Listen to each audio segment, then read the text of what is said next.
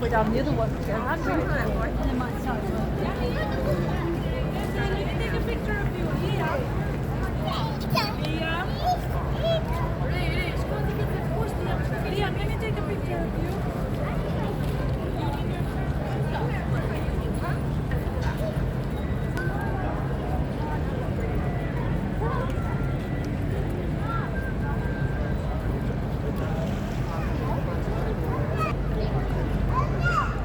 অনিন্দ সুন্দর ঐতিহাসিক এবং পর্যটন কেন্দ্র লন্ডন আই।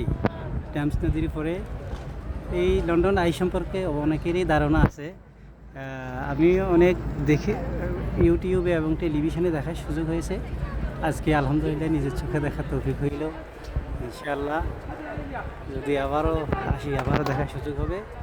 আমি জানি এইখানে 28 জন, একটা রুমে 28 জন দর্শনার্থী দেখতে পারে। আর এই লন্ডন আই এত উঁচু যে পুরো লন্ডন শহরটা এটার উপর থেকে স্পষ্ট দেখা যায়, এই জন্য বলা হয় লন্ডন আই।